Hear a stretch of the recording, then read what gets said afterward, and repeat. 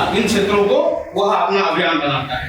तो पहला अभियान हमने कहा याद रखने के लिए, पहला घरेलू विवाद, पेटीकोट और बैरम खान और पेटीकोट ने कहा गया था मालवा।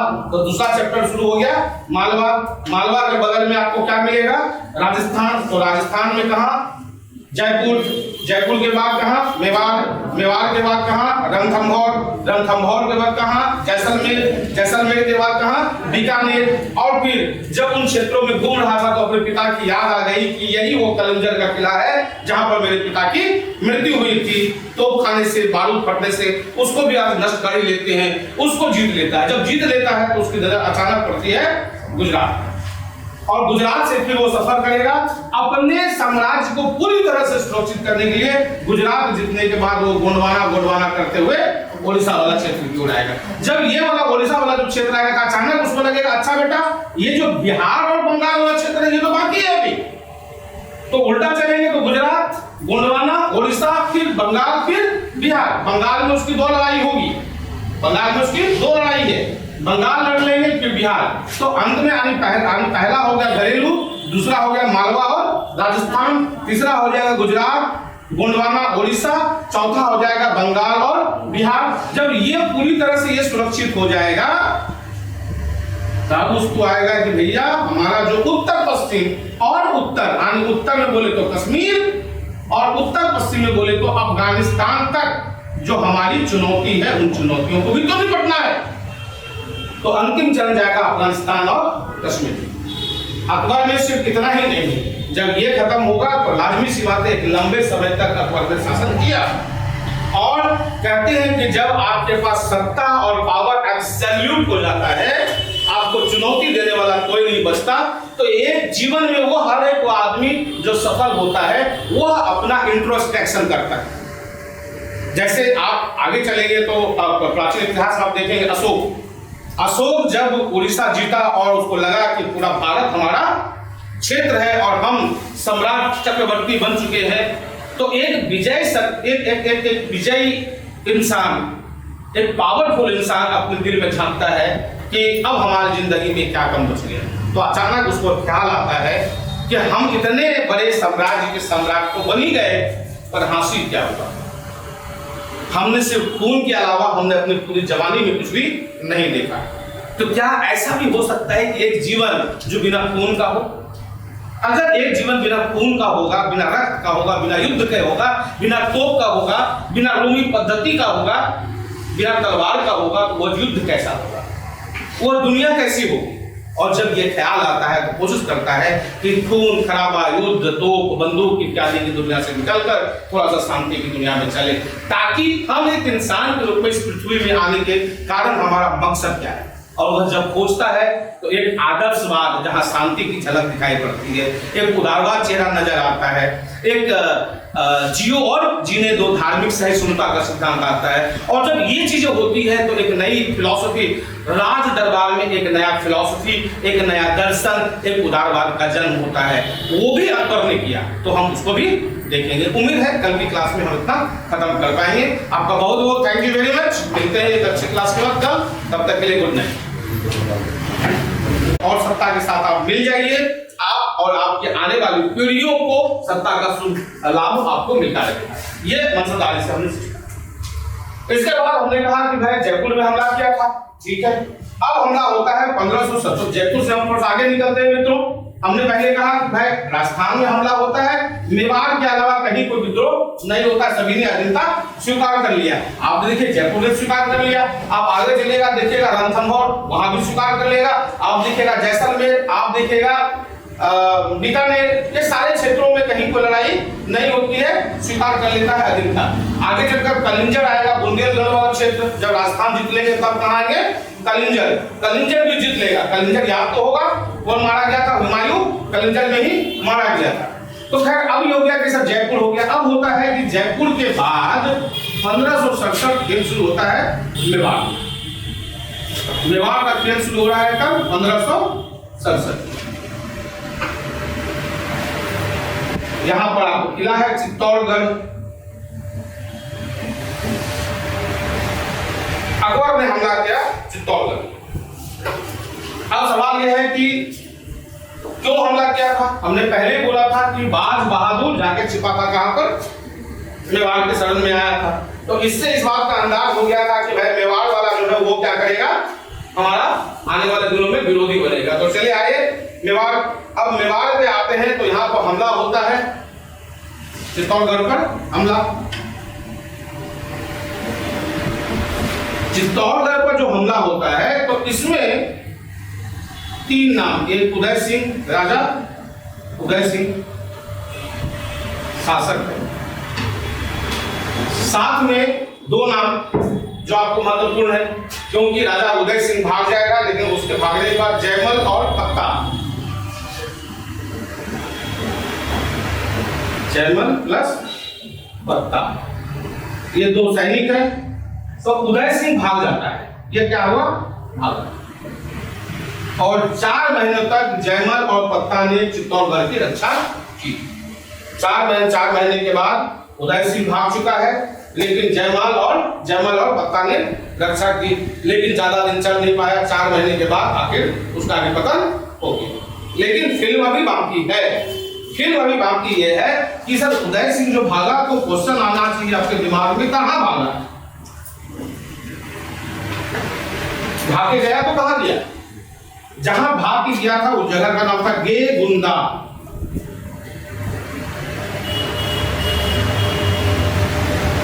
कहीं कहीं मिलेगा आपको गेगुंडा, कहीं मिलेगा आपको गेगुंडा, कहीं मिलेगा गेगुंडा, कहीं मिलेगा गेगुंडा। I don't care for that, right? ये जाता है भाग के यहां।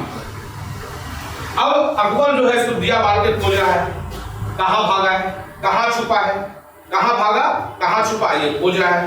खोजते खोजते ऐसा होता है कि बाद में पता चलता है कि ये उदय सिंह जहां भागा था, जगह का नाम था गेगुंडा, यहां पर उदय का पुत्र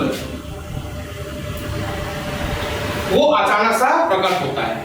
और उस उदय सिंह के पुत्र का नाम क्या होता है?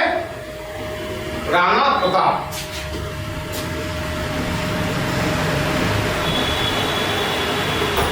इस राणा प्रताप के पास में इसका प्रिय घोड़ा है, और घोड़ा का नाम है चेतक।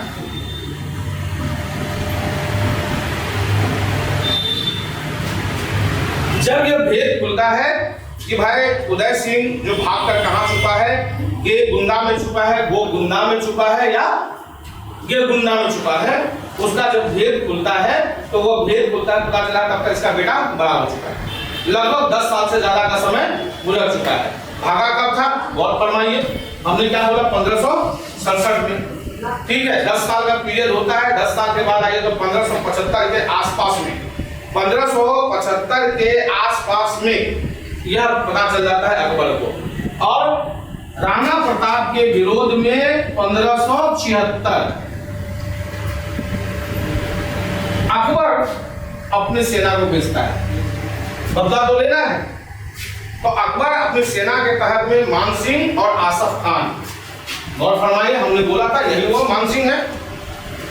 तो अब ये भेजता है किसको, मानसिंह प्लस आसफ खान। तो एक तरफ है मानसिंह और आसफ खान, दूसरी तरफ है महाराणा प्रताप जो मेवाड़ का राजकुमार है। दोनों के बीच में युद्ध होता है। ऑब्वियसली हारता कौन है, राणा प्रताप हारता है, और जीतता कौन है, ऑब्वियसली मानसिंह जीतता है। तो ये 1576 जो आया आपको दोस्तों, इस 1576 का संबंध है गेगुंडा से। गेगुंडा का ही नाम क्या है, हल्दी घाटी। तो हल्दी घाटी का युद्ध कब हुआ, 1576 में। हल्दी घाटी के युद्ध में किसके किसके बीच युद्ध हुआ, ए अकबर और मानसिंह, बी अकबर और राणा प्रताप, सी आसफ खान, मानसिंह एवं राणा प्रताप, डी मानसिंह एवं उदय सिंह, ई इनमें से कोई नहीं। तो याद रखिएगा कि लड़ाई अकबर खुद नहीं लड़ रहा है, अकबर ने भेजा था मानसिंह को और आसफ खान को। तो एक तरफ है मानसिंह और आसफ खान और दूसरी तरफ है राणा प्रताप। तो लड़ाई इन दोनों के बीच में युद्ध होता है। तो अकबर की ओर से था और उधर से उदय सिंह की ओर से था राणा प्रताप यानी मेवाड़ वर्सेस आगरा के बीच में यह युद्ध हुआ, जो इतिहास में हल्दी घाटी के रूप से प्रसिद्ध होता है। 18 जून शायद डेट होगा, 18 जून महत्वपूर्ण है, इसलिए डेट भी आप याद रखिए। बिहार लोक सेवा आयोग में तो भाई धरले से आपको डेट पूछता है। तो 18 जून 1576 को एक नई लड़ाई हुई जिसको कहा गया हल्दी घाटी तक। अब यहां से फिर यह भागता है, कौन भागता है? राणा प्रताप फिर भागा। पहले पिता भागे थे मेवाड़ से, अब कौन भागा? उसका पुत्र भागा। अब पुत्र भाग के एक नई राजधानी बनाता है। इस नई राजधानी का नाम है दोस्तों चावड़। नई राजधानी है चावड़। चावड़ की नई राजधानी बनाता है। इसी बीच में 1597 में राणा प्रताप का डेथ, इसको मृत्यु हासिल होती है। तो अब चावड़ में किसका शासन चल रहा था जब राणा प्रताप मर गया? तो राणा प्रताप के बाद इसका पुत्र आता है अमर सिंह।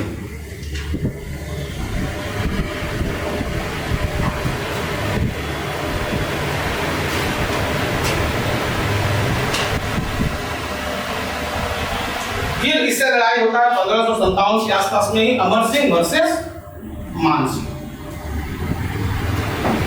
इस लड़ाई में भी मान सिंह जीतता है, अमर सिंह हारता है। लेकिन इसके बाद ये होता है कि भाई अमर सिंह हार तो जाता है लेकिन सरेंडर नहीं करता, और इतिहास इस बारे में चुप है। कहता है कि युद्ध हारा था, ये बात हम सही है, परंतु उसने अपना सर अरे नतमस्तक अकबर के सामने नहीं हुआ। खेल खत्म। इतना तक होते होते 1597 का पीरियड आ चुका है। अब अकबर बीमार होने लगा है। जब अब अकबर बीमार होने लगा, क्योंकि इसके सामने चुनौतियां और भी थी अकबर के सामने, और वो चुनौतियां थी आज के भारत के बाहर कश्मीर का चुनौती, मालवा के नीचे आप आइएगा तो दक्कन वाला क्षेत्र, ये सब भी चुनौती थी। ऊपर जाइएगा तो काबुल, अफगानिस्तान, ये सारी चुनौतियां थी। अब यहाँ आते थे अकबर, यहाँ इस पीरियड में अकबर क्या हो जाता है मित्रों? बीमार। अकबर क्या है? बीमार। वो हम मान सिंह को बोलता है ठीक है, जितना हमको तोड़ना था मेवाड़ को, जितनी अकड़ थी उसमें, संभवतः उसका अकड़ हम लोगों ने अब तोड़ दिया। आने वाली कई पीढ़ियां मेवाड़ का अब कम से कम दिल्ली, आगरा, लाहौर के जो वंशज है, के जो शासक है, उसके विरोध में कोई अगर जाएगा उसके पास शरण लेने के लिए, तो संभवतः अब वो शरण नहीं देगा। इसलिए मेवाड़ को छोड़ दो। तो मेवाड़ का अंतिम 1597 इसके बाद अकबर ने फिर कुछ मुल्क वहां पर नहीं देखा। तो यहाँ से आपका एक चैप्टर ये भी खत्म हो गया। अभी फिल्म बाकी है। पहले हमने लिया था जयपुर, हमने दूसरा लिया आपको मेवाड़। फिल्म और बाकी है। राजस्थान में जयपुर, जयपुर के बाद क्या लिया मैंने? मेवाड़ लिया। अब नंबर आता है रणथंभौर का। So next is your Ranthambore. Ranthambore का जो शासक था रायसुर्जन,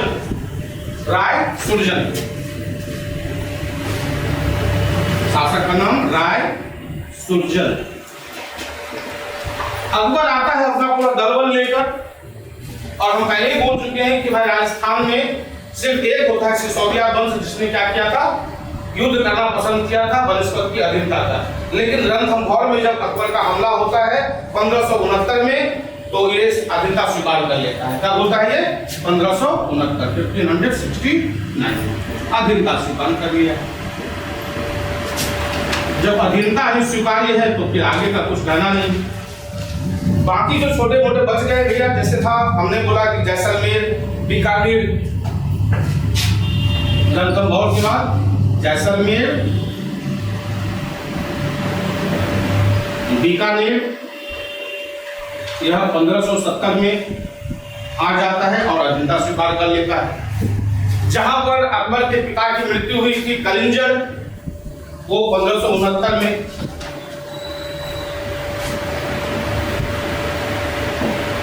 कलिंजर कहां? बुंदेलखंड। अब कहां? यूपी। ये भी जीत लेता है 1569 में। तो इस तरह से कितने युद्ध के बाद जैसलमेर, बीकानेर, बुंदेलखंड, रणथंभौर, मेवाड़ और जयपुर, ये जो विजय होता है यानी पूरा का पूरा राजस्थान। अगर आप मानचित्र में देखना चाहेंगे तो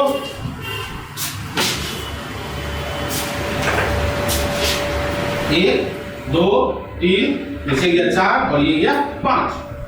यानी अब तक कुल मिलाकर आप शुरू करें, ये वाला जो क्षेत्र है अब तक आपको किसके अधीन आ चुका है? अकबर के अधीन आ चुका है। अब जब यहां पे आ जाता है, जब राजस्थान वाला क्षेत्र पूरा जीत लेता है, तब इसको नजर आता है कि यार हमको ये वाला जो क्षेत्र है गुजरात, गौर फरमाइए कौन सा क्षेत्र? गुजरात। तो अगला गिद्ध की नजर पड़ती है अब गुजरात पे। फिर अगला टारगेट आता है गुजरात को भी जीतना है।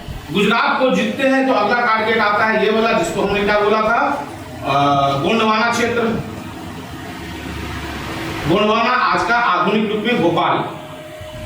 फिर ये जीतता है। जब गोंडवाना को जीत के आगे बढ़ता है, उसको नजर पड़ता है ओडिशा। तो ओडिशा, तो अगला जो है आपको गुजरात, गोंडवाना और ओडिशा। आप गौर फरमाइए, हमने जब अकबर शुरू किया तो अकबर को हमने बोला कि भाई अकबर के सामने 1556 में गद्दी पे बैठता है, इसके सामने 2 चुनौतियां हैं। एक था आंतरिक चुनौतियां। आंतरिक चुनौतियों में हमने 2 चुनौतियां बोला। एक बोला बैगम खान और दूसरा तरफ हमने बोला पेटीकोट सरकार। दोनों को हमने सुलटा दिया। 1562 होते होते दोनों के खत्म। अब हमने कहा कि जब वो अपने घर के आंतरिक कलहों से वो मुक्त हो जाता है, तो वो शुरू करता है सफर वहीं से जहां से पेटीकोट ने छोड़ा था। पेटीकोट ने जो छोड़ा था वो जगह था आपका मालवा। अब मालवा में क्या है कि शासन किसका चल रहा था? तो एक था आपको आदम खान। आदम खान था, हमने बोला था कि पेटीकोट सरकार ने क्या किया था? आदम खान ने वहां कहां पर कब्जा कर लिया था? मालवा में राजा से, अकबर से बिना पूछे वही वहां पर क्या कर लिया था? शासन कर लिया था। अब होता यह है कि इस बंधु के बाद, आदम खान के बाद यहाँ का शासन, मालवा का शासन आता है बाज बहादुर के हाथ में।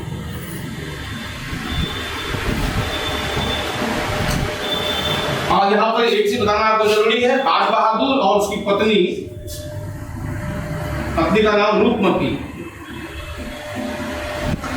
ये दोनों के बारे में एक चीज है कि ये दोनों जो थे संगीतज्ञ थे, संगीत के शौकीन भी थे, दोनों गायक भी थे। जब हम अकबर का दौर पढ़ रहे हैं दोस्तों, तो उस समय आप आगे चलिएगा तो मालवा के बाद मेवाड़ वाला जो क्षेत्र आएगा, तो मालवा और मेवाड़ वाला जो क्षेत्र है वो संगीत के लिए, संगीत का केंद्र भी था। ये क्या था? मालवा संगीत का केंद्र भी था। तो ऑब्वियसली सी बात है, संगीत का केंद्र भी था। अब होता है कि इस बाज बहादुर से निपटने के लिए अकबर खुद नहीं जाता, अकबर अपने विश्वस्त आदम खान,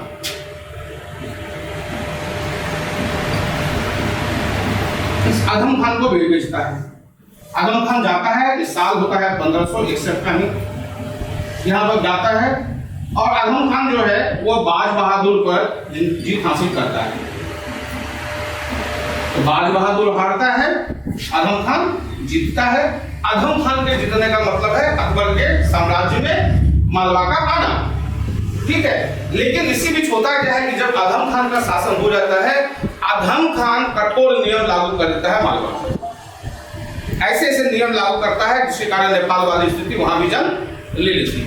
जनता वहां का बगावत कर देता है, और जब जनता बगावत करता है तो फिर शासन किसके हाथ में आ जाता है? बाज बहादुर के हाथ में आ जाता है।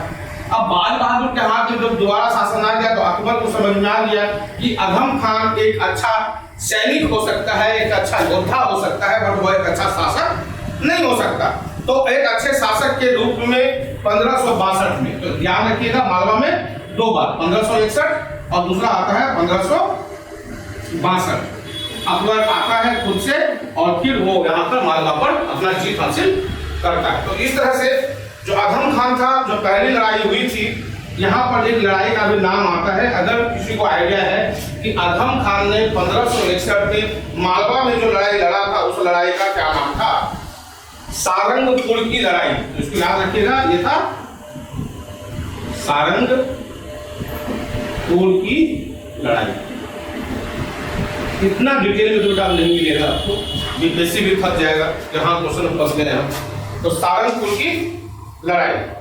और फिर दूसरा हमने बोला कि भाई 1562 में अकबर आता है, अकबर लड़ाई लड़ता है और फिर इसको हरा देता है, बाज बहादुर को हरा देता है।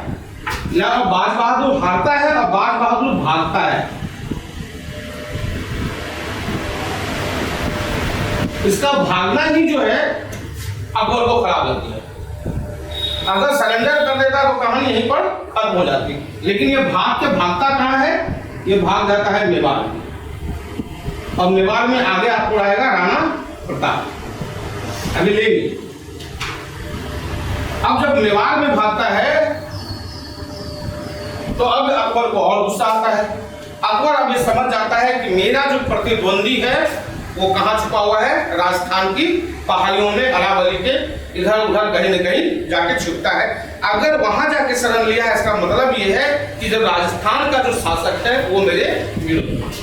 अगर न होता तो बाज बहादुर को कैसे पता है कि मालवा से मुझे भाग कर कहाँ जाना है? मेवाड़ जाना है। तो अब ये जो अकबर है, जो इसको अंदाज हो जाता है, तो अकबर कहता है चलो एक बार फील्ड ट्रिप करते हैं। कहाँ का? राजस्थान का। तो इस चूंकि ये भागता है मेवाड़ में, तो इसका पीछा करने के लिए ये मेवाड़ में जो जाता है, इससे अकबर को आता है गुस्सा। गुस्सा होता है कि ये चला जाता है कहाँ? राजस्थान।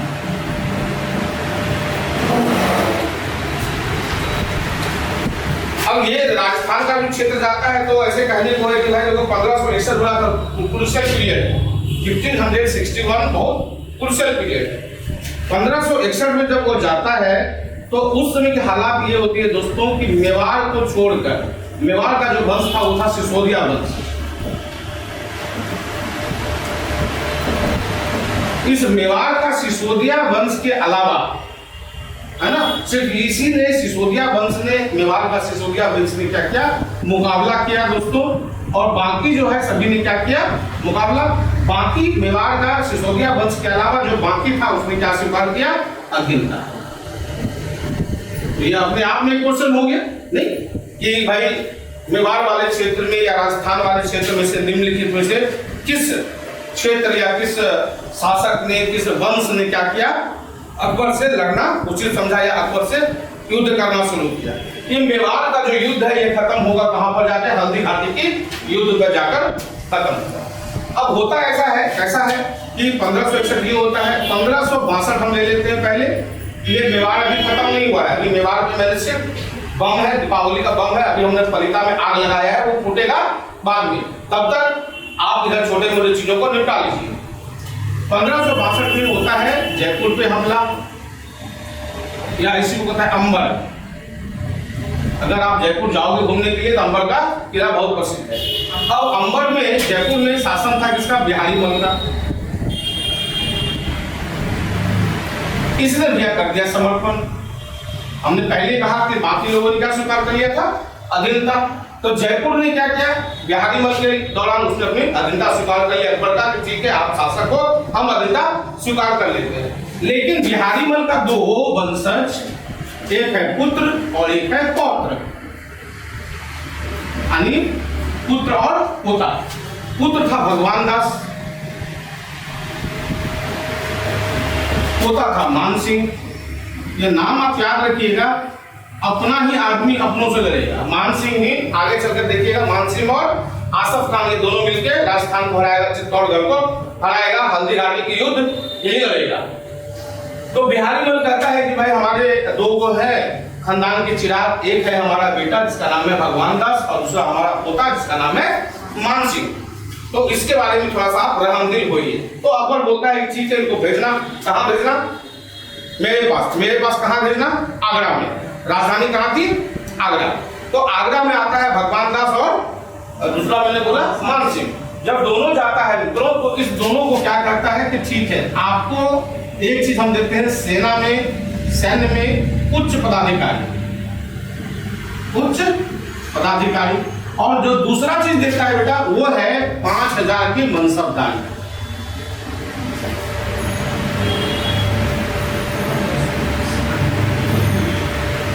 अब यहां से क्वेश्चन बन जाता है कि सर ये 5000 में क्या होता है, सर ये मनसबदारी क्या होती है। मनसबदारी किसने शुरू किया, तो मनसबदारी नाम क्या रखेगा, शुरू किसने किया, अकबर ने शुरू किया।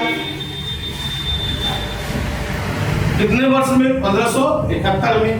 अब ये मनसबदारी क्या है बेटा, यह अरबिक है जिसमें मनसब का मतलब होता है पद या रैंक। यह एक सिस्टमेट होता है ना कि किसको कौन सा रैंक मिला है। अब इस मनसबदारी के मनसब सिस्टम में दो चीजें होती हैं, एक होता है जात और दूसरा होता है सवार। मनसब में क्या होता है, दो अंग, एक होता है जात और एक होता है सवार। जात का मतलब है रैंक या यूं कहिए पद, और सवार मतलब होता है कि कितना आप घुड़सवार सेना रखेंगे, तो नंबर ऑफ घुड़सवार। ये हो गया इसकी शुरुआत। तो यानी रैंक डिवाइड होगा, किसी को first rank, second rank, third rank, इस तरह से करके रैंक आपको चलता चला जाता है ना। तो मनसबदारी शुरू किसने किया, मनसबदारी शुरू किया अकबर ने। मनसबदारी क्या होता है, सैन्य का एक तरह से रैंकिंग सिस्टम। आधुनिक भारत में जिस तरह से हम लोग अलग अलग रैंक रखते हैं ना, कॉर्पोरल से लेकर एडमिरल तक का जो रैंक होता है एयरफोर्स में, सॉरी हाँ ठीक है, एयरफोर्स में जो चीफ में जाइएगा तो एडमिरल, और नीचे से शुरू करते जो पदाधिकारी बनता है पहला वो है कॉर्पोरल। तो ये जो रैंकिंग सिस्टम होता है, इस रैंकिंग सिस्टम को सेना में मनसबदारी के रूप में किसने दिया, अकबर ने दिया। इसके दो भाग हो गए, जात और सवार। जात का मतलब होता है आप किस रैंक पे हो, सवार का मतलब है आपके पदवीर में कितने घुड़सवार रहेंगे। तो अब इस हिसाब से जो 5000वें मनसबदारी जो हुआ, तो 5000 में क्या होगा, एक रैंक हो गया। अब इस रैंक वाले को क्या होता था कि कुछ इसमें अलग अलग रखना पड़ता था। घोड़ा हो सकता था सारे इस रैंक के आदमी के लिए घोड़ा रखना पड़ेगा, 5000 घोड़ा। हाथी 100 हाथी रखना पड़ेगा। ऊंट रखना पड़ेगा 400 ऊंट। खच्चर संभवतः 150 खच्चर रखना पड़ता था। और कुछ आपको घुड़सवार रखने पड़ते थे, कुछ घुड़सवार। तो अगर 5000 में मनसबदारी रैंक है तो 5000वें रैंक के मनसबदारी को घोड़ा 350, हाथी 100, ऊंट 400, खच्चर 150, घुड़सवार संभवतः 350 या 340 घुड़सवार के आसपास इसको रखना पड़ता था। और इसको वेतन भी मिलता था। तो अब मनसबदारी में दो चीजें होती थी, क्या मिलता था इसको, वेतन भी मिलता था। वेतन दो प्रकार का होता था, या तो नगद मिलेगा या तो जागीर मिलेगी। तो कहता था दूसरा, शुरुआत किया भैया अकबर ने। सबसे कम मनसबदारी किसके पास, सबसे कम मनसबदारी व्यवस्था किसके दरबार में था, अकबर में। सबसे ज्यादा मनसबदारी किसके समय में था, औरंगजेब के समय में। 14,800 कुछ मनसब किसके दरबार में थे, औरंगजेब के दरबार में थे। इसके जमाने में 1400 या 1500 मनसब हुआ करते थे। तो इस तरह से हो गया कि मनसब आने कि बिहारी मन ने समर्पण करते हुए राजनीतिक कूटनीति के तहत शासन और प्रशासन में कोई भी रहे, बट हमको प्रशासन के नजदीक रहना चाहिए। अगर आपको सत्ता हासिल करना है तो चुपचाप मुंह बंद रखिए